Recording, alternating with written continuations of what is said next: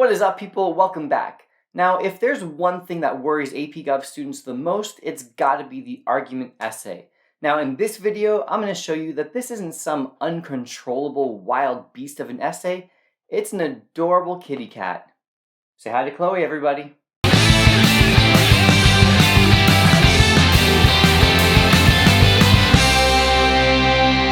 So FRQ number 4 is the argument essay. College Board recommends that you spend 40 of your 100 minutes on this essay.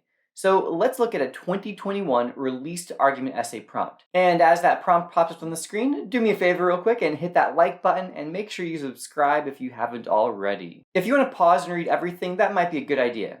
I'll wait. Go ahead, hit pause. Okay, welcome back. The first thing you have to do is to write a thesis statement. You do not need to write an intro, there's no contextualization, no nothing. You don't need to do anything besides what I tell you to do in this video. Your first sentence should be your thesis statement.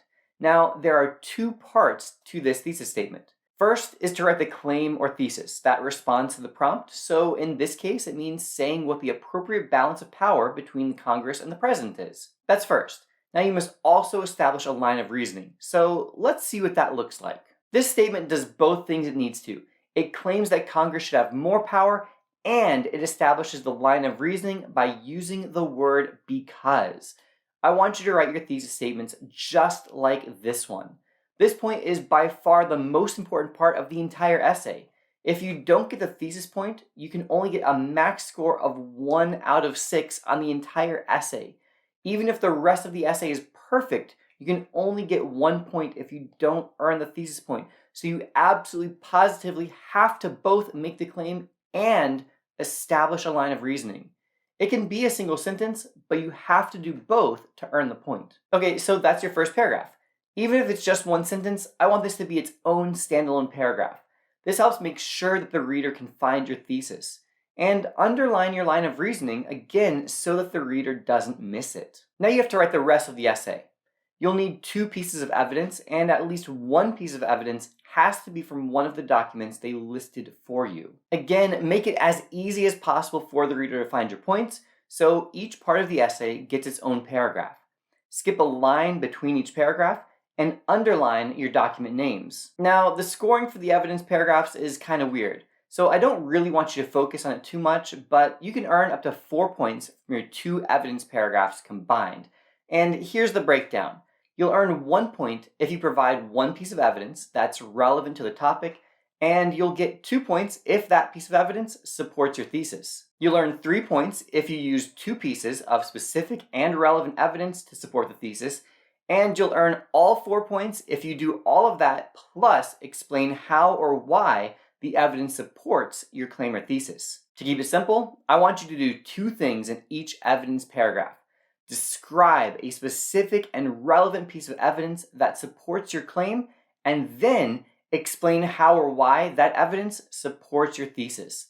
Now, this is where you'll do your typical explain thing that we've talked about. Elaborate, provide evidence, give an example, and make sure you close the loop. Remember, every word in the prompt matters. Now, our prompt is pretty straightforward, but if you take a look at another prompt like this isn't asking you to explain why expanded national power is good or bad, but rather how it helps or hinders policymaking. So your explanation needs to focus on how policymaking specifically is affected. But back to our prompt, let's look at a sample that earned all of the evidence points. Notice that the paragraph begins by identifying which document the evidence is coming from. Then the student proceeds to give specific evidence, pointing out that the Declaration of Independence highlights a desire for a strong legislature since one of the grievances was being taxed without representation. The other point is earned for using reasoning to explain how or why the evidence supports the thesis.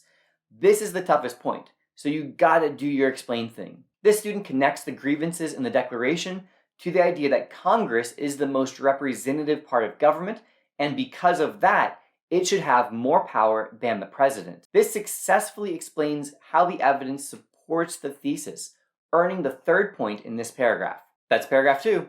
Paragraph 3, do it all again with your second piece of evidence. Exact same process. Now, you can't use the same document you used in your first piece of evidence, but you can use any other document, listed or unlisted, or anything from your knowledge from the entire AP Gov course. So you do it again. Same idea. Identify where your evidence is coming from.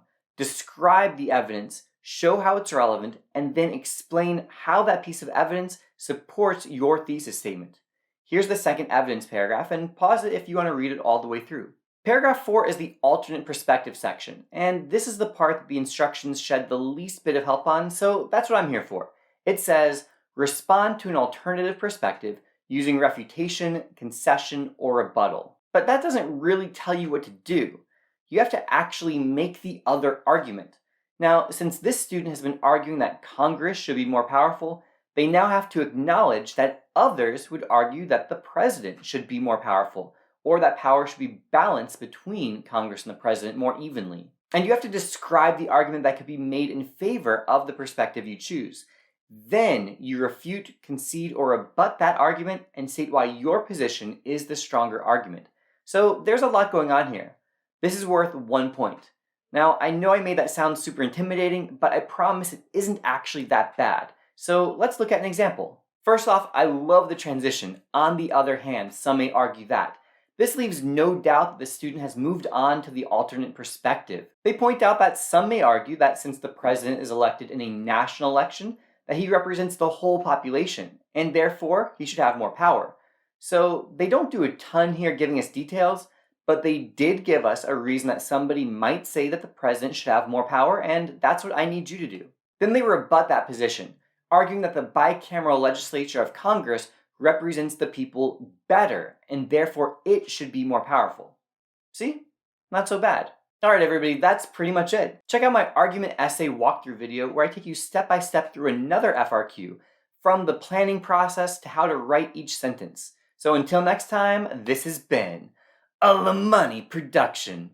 Thanks for watching. Do me a favor, hit that like button for me, subscribe if you haven't already, and for even more help on foundational documents, check out the Ultimate Review Packet. It has great study guides for the documents and cases, practice multiple choice questions, and 3 full-length practice exams. Check it out. I'll see you next time.